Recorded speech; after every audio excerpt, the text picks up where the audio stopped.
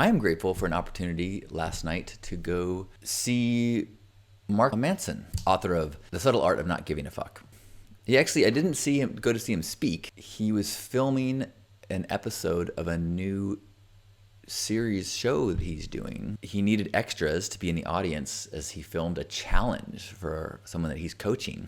And I loved his book. I've been loving his videos. I'm not like a super fan. Like, if you had asked me what do I like most about his book, I'd be like, I gotta re-look at it. I don't really remember. I just remember that I liked it.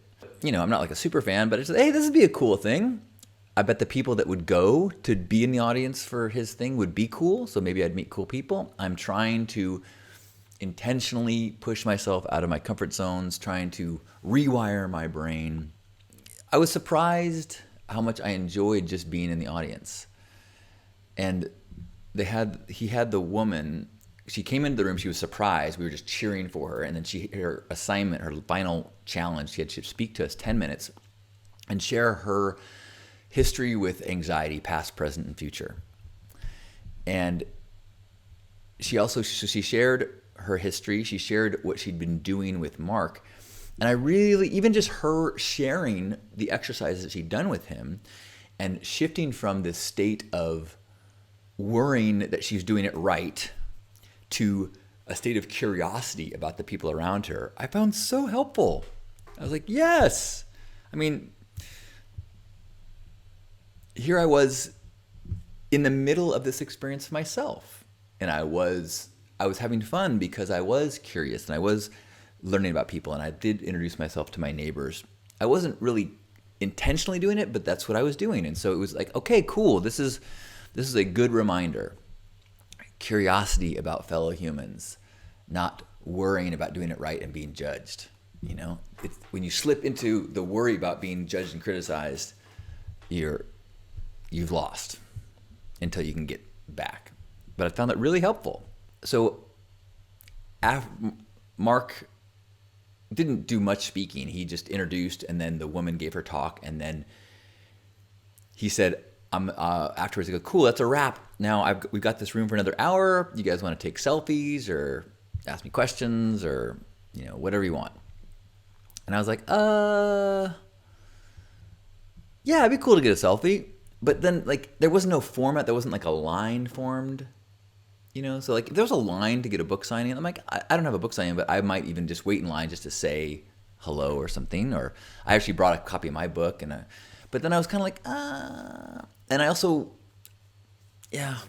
so I waited a little bit. My friends left, and then I was like, yeah, I don't think I want to just like wait around and kind of like wait until I get my chance to get some time and get a selfie. I'm like, do I really want a selfie? I mean, it'd be cool to meet him, but this isn't, I don't know. I don't know. And I left. And so as I left, as I was walking to my car, I started to feel like, not so good. And I started to go, like, why did you leave? Like, you don't have to go home, even though it was late. Like, for me to get to my bedtime, I do need to cut the nights early. I was like, you could have stayed. You could have waited. You could have met him. You could have given me your book. You could have tried to meet more people there. You know, you could have, like, you said you're trying to do more and push you into this discomfort, and it was a little uncomfortable, and you just left. And then I was like, wait a minute. Okay, inner critic. Like, at first I didn't notice, like, I was not aware that it was my critic talking. I was just like beating myself up. And I was like, wait a minute, this was such a cool experience. And I did do it. I did go out. I did talk to people next to me. It was like, I got a lot out of this whole experience. Like, why am I hyper-focusing on what could have been better? And so then I gave the microphone, I like pushed down my inner critic and I gave the microphone to my inner cheerleader who said, "You're kicking ass." I said, "Yes, I am kicking ass." And I headed home. And it kind of, I was like, it was just fascinating how with so much of this night being kind of an edge experience for me, pushing my limits and trying to feel comfortable in an uncomfortable place and like doing it all from a sober place, and just like it was like win, win, win, win, win. At the end, this inner voice was able to go, ah ha ha. Even though I'm flooded with wins and ice cream, I'm gonna find the crap and I'm gonna just like rub your face in the crap. Even though it's hard to find because there's so much ice cream. So that was a fascinating awareness. Okay, so last night I write down, and I posted this morning, my thoughts about this experience last night and my dealing with my inner critic.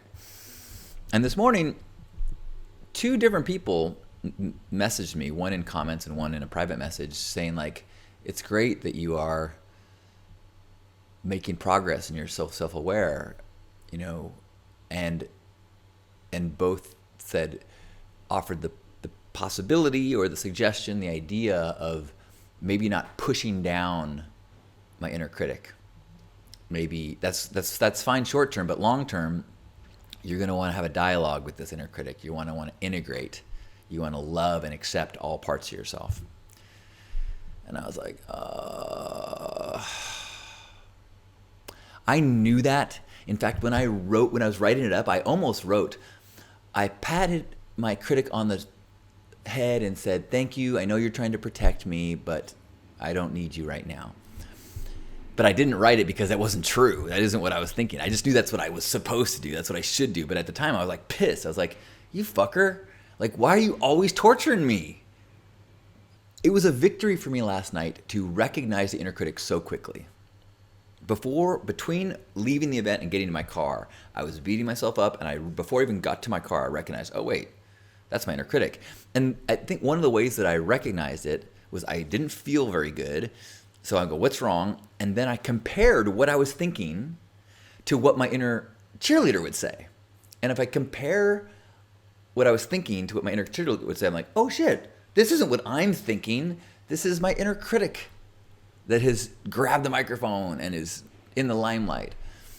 So reactively, I pushed him down and took the microphone and gave it to my cheerleader. So I was writing these new thoughts up this morning, and even as I'm writing this, feeling like the inner critic wanting to chime in. And so as I'm writing, I was like, what are you trying to protect me from? And he's like, I want to help you succeed.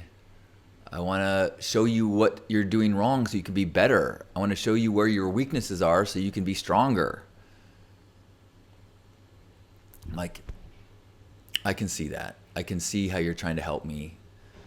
And I can actually have gratitude for the times you have helped me and have pushed me to not be complacent and to try to strive to be better. I have been aided by your motivation.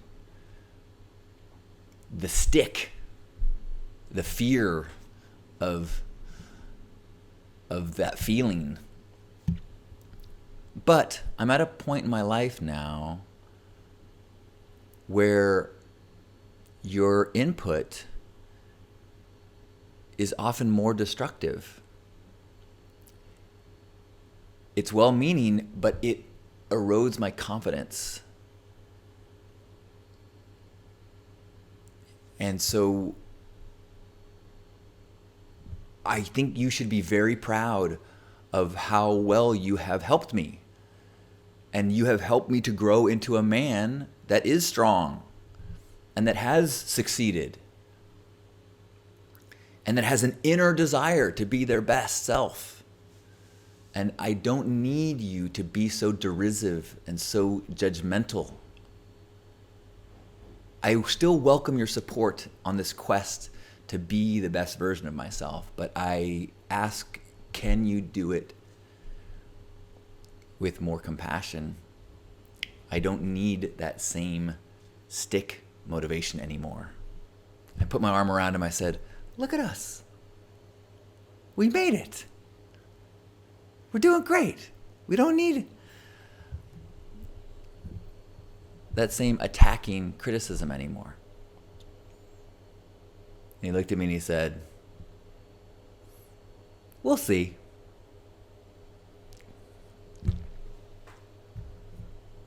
So, we'll see. But the dialogue is open, and I am encouraged, and just having this awareness, I think, is a step. So, thank you, Mark Manson, for inspiring this episode. I regret not getting to meet you, but I think that this lesson perhaps is even more valuable than a selfie.